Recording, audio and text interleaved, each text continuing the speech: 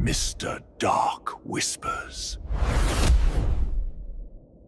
You think you know your street. It's the familiar houses, the worn-out sidewalks, the old guy at the end of the cul-de-sac, who's always just there. 20 years. My entire life, I've lived on this same, unchanging street. Same cracked pavement, same flickering street lamp outside my bedroom window. Nothing ever really changes here. It's always been just another paper town. Until I started noticing something. Something that whispers of an impossible truth. Something I wish to God I'd never seen. Because the old man at the end of my street, he's not old. Oh, he's not even human. I think he knows I've figured it out. If you've ever felt that chilling prickle of unease about someone seemingly normal, if you've ever suspected there's more lurking beneath the surface of the everyday, then hit that like button, subscribe, and get ready. Because this story might just make you look at your own neighbors a little differently tonight. I've lived on this street my entire life, 20 years. Every brick, every blade of grass, every uneven crack in the pavement, they're etched into my memory. Nothing ever really changes here. It'll always be just another paper town, folding neatly into itself, day after predictable day. Except, lately I've started noticing something. Something that pulls at the threads of that comfortable predictability. Something I wish I hadn't. His name is Mr. Bell. He lives in the gray house at the very end of the cul-de-sac. It's a perfectly manicured property, almost unnaturally so, stark against the faded charm of the other homes. He's been there since 1994, a full 6 years before I was even born. My mom told me he moved in alone, kept to himself. Seemed polite enough, she said, with that dismissive wave of her hand she used for things she couldn't quite articulate. But she always got a strange feeling around him, chill, a prickle on the back of her neck. I never thought much of it then. My mom had a lot of feelings about people. But even when I was a kid, playing street hockey or riding my bike past his house, I noticed it. He never looked any different, not a single new wrinkle, not a strand of silver in his impeccably dark hair. He always wore the same thing. Long black coats, tailored and pristine, even in the suffocating humidity of a mid-August summer. His skin was pale, almost translucent, like he never stepped outside in the daylight. Ow. His yard stayed perfect, manicured too within an inch of its life, but I never once saw him mow it, or rake, or hire anyone to do it. No landscapers. No delivery trucks. No one ever parked in his driveway. No one ever visited. It was a meticulously maintained tomb, a perfect facade. After my mom died this spring, my world fractured. The familiar comfort of home turned into an echo chamber of grief. Silence was deafening. I started going through her stuff, a desperate attempt to cling to any part of her. My mom, bless her heart, was a meticulous record keeper.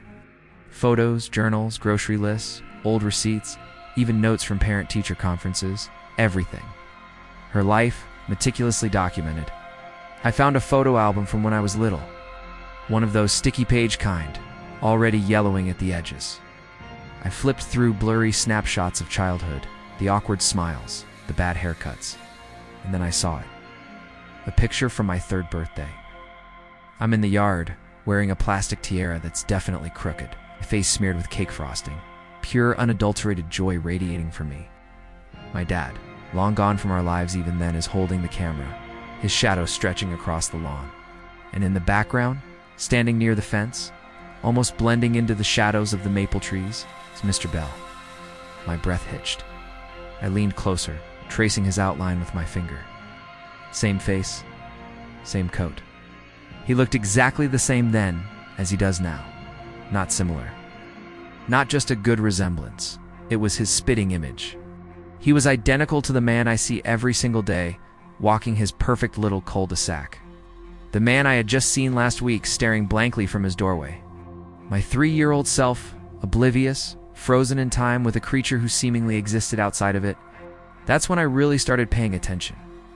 Honestly, the casual disregard, the vague unease I'd always felt, solidified into a cold, hard knot of suspicion. Suddenly, every oddity I'd ever subconsciously registered about Mr. Bell screamed for attention. His blinds are always closed, always, like the house is perpetually sleeping or hiding. His trash cans are never out on collection day, not once. No packages, not even junk mail, ever piled on his porch. It was like his house existed in a vacuum, a perfectly sealed anomaly at the edge of our mundane world. I had to know. I had to push. Last week, consumed by this gnawing curiosity, I walked down to the gray house. My heart was thumping a frantic rhythm against my ribs, a nervous energy that vibrated in my fingertips. I raised my hand and knocked. 3 firm raps against the heavy, dark wood. He opened it swiftly, almost instantly, as if he had been standing there, just on the other side, waiting. The inside of his house was a cavern of complete darkness. I couldn't see past the doorway, just an inky void. Mr. Bell smiled at me. A wide, unsettling grin that looked forced, stretched too thin across his pale face. His eyes were dead, utterly devoid of life or warmth, and his brows hung low over them, shadowing their emptiness. "Mr. Bell," I started, my voice catching slightly. "Hi? Just, checking in." His voice was a low rumble, smooth as polished stone. "Lily, how kind of you to call." He paused, his gaze boring into mine. "I was very sorry to hear about your mother," I sighed, a heavy involuntary release of the grief that still clung to me like a second skin. I nodded, tears pricking at my eyes. "I miss her," I whispered, the words raw. Then he said something that made the blood run cold in my veins. His voice still calm, yet with an undercurrent of something deeply unsettling, like a bell tolling in a forgotten church. Asterisk, asterisk, I loved her mind. It was quite beautiful. You don't find that in a lot of people these days. Shame. Oh, such a shame. I'm so sorry, child. Asterisk, asterisk. He smiled again, that same forced, unsettling grin. He shut his door softly, a click that echoed with finality. I hurried home, a frantic scramble back to the perceived safety of my own 4 walls. Thoughts began to implode in my mind, a chaotic maelstrom. Asterisk, why did I even do that? Asterisk, what the hell was he talking about? Asterisk, he hasn't spoken to my mother in years. It's nice he at least said that. We never really talked until then. How would he know anything about her mind, though? The last question, in particular, clung to me, a chilling whisper in the dark. It burrowed deep, igniting a new, terrifying resolve. That night, sleep was impossible. My mind was a whirlwind of Mr. Bell's dead eyes and unnerving words. I went through more of her things, not the albums this time, the journals. My mom's private thoughts, meticulously recorded. She had written about him a few times. I just thought he was the weird neighbor, a fleeting curiosity. But knowing Mom, how vulnerable she was after Dad left, how lost, I thought maybe Mr. Bell had been a fleeting thought, a crush perhaps, a moment of weakness for her. I found an entry carefully dated.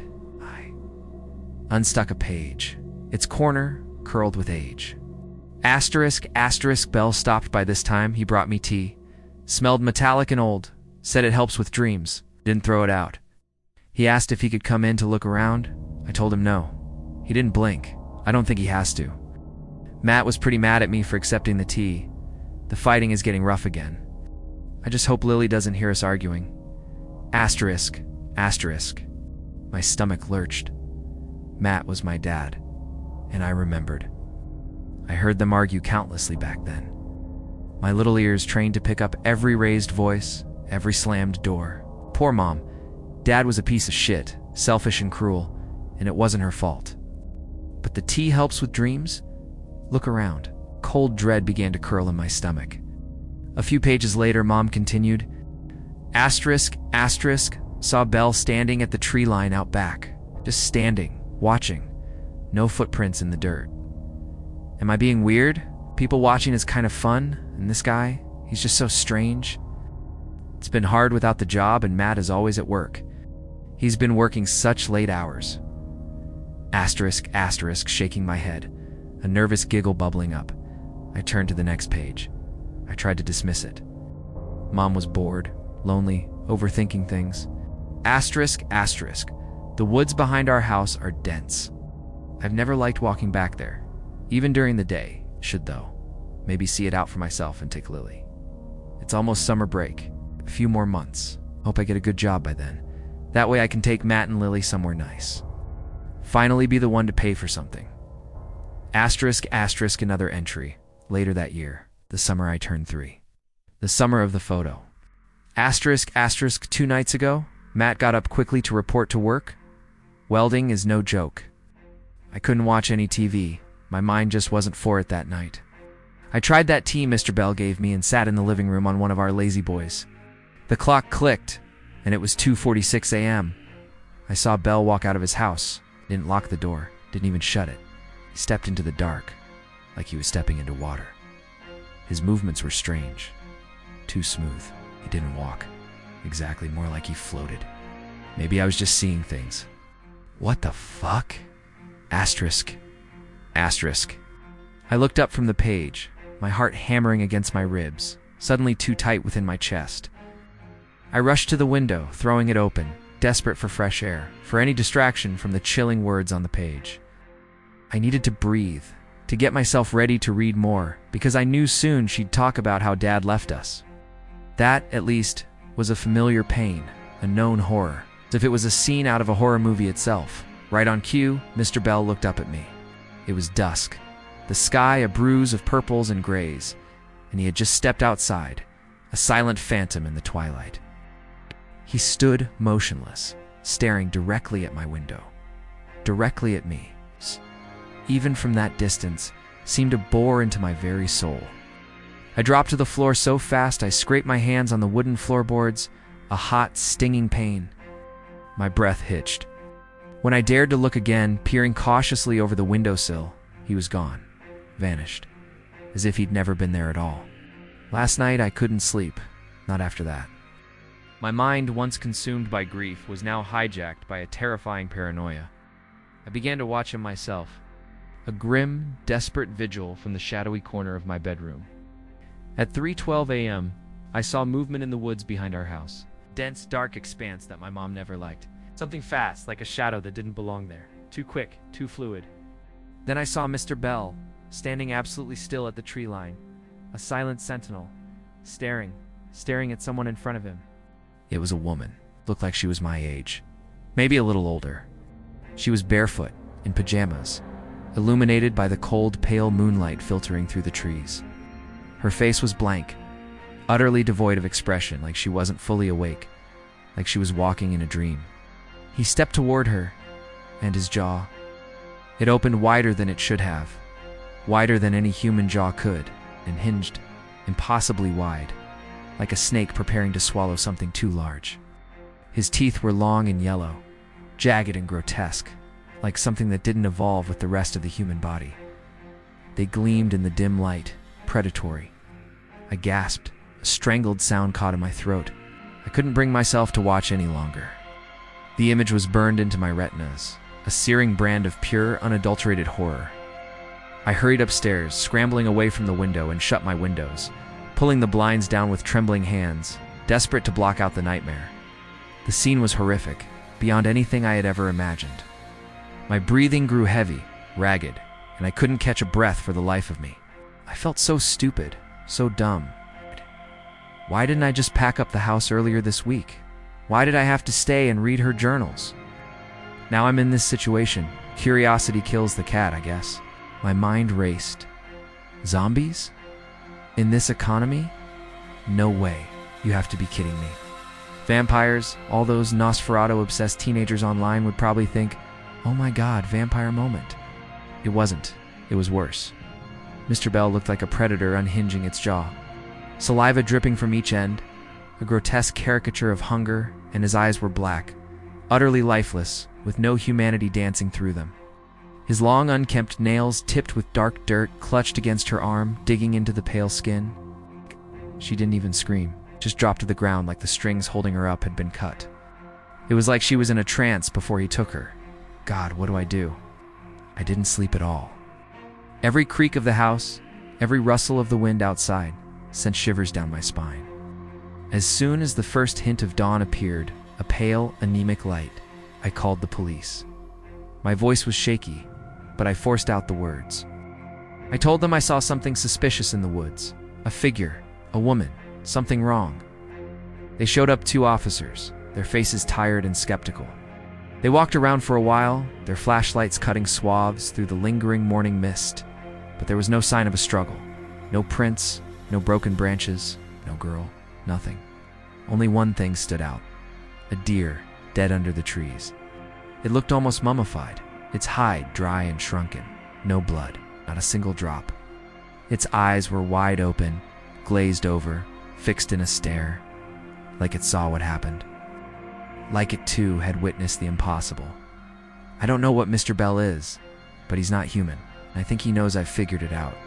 This morning, the sun felt cold on my skin, even through the glass of my window. The air in my house felt heavy, suffocating. Someone left a gift on my front porch. A small, intricately designed glass bottle, filled with dark, metallic-smelling liquid. The tea my mom used to drink all the time. The tea Mr. Bell had given her. The tea that helps with dreams. My hand trembled as I picked it up. Cold dread seeped into my bones. This wasn't a gift. It was a message. A warning. I didn't drink it. I wouldn't. I walked straight to the kitchen sink, my movements stiff, robotic. Unscrewed the cap and poured the thick, dark liquid down the drain, watching it swirl away. A silent act of defiance. The metallic scent lingered in the air, a phantom reminder. Here's my advice. Don't watch your neighbors at night. You never know what they do behind closed doors, in the shadows, or deep in the woods. It's not worth it. The truth sometimes is far more terrifying than any comfortable lie. And once you see it, you can't unsee it. And then you become the next one to be watched. I stood there, staring at the empty bottle, the metallic scent still in my nostrils, a tangible presence. My heart was a frantic drum, echoing in my ears. I knew, with a certainty that chilled me to the bone, that the tea wasn't just a casual offering. It was a mark, an initiation, a slow, insidious corruption. And my mom, her beautiful mind. Just then, from outside my bedroom window, I heard it. A faint, almost imperceptible scraping sound, like something long and sharp dragging against the brickwork. And then, a slow, deliberate tap. My breath hitched. I squeezed my eyes shut, my entire body rigid. I knew, without looking, that he was out there. Standing in the pale light of the flickering street lamp, his dead eyes fixed on my window. He was letting me know. He knew I knew. He was waiting. The hunt had begun. For me, this isn't just a story about a strange neighbor. It's about the unsettling reality that the things we don't see, the things we choose to ignore, can be the most dangerous of all. I lived a life of comfortable ignorance, just like everyone else on this street. But now, my eyes are open, and the world, the mundane, ordinary world, will never be the same. If Lily's chilling discovery left you looking over your shoulder, if it made you question the quiet lives around you, smash that like button and tell us in the comments. What's the most unsettling secret you've ever suspected about someone in your own neighborhood? And of course, subscribe for more stories that will keep you awake at night.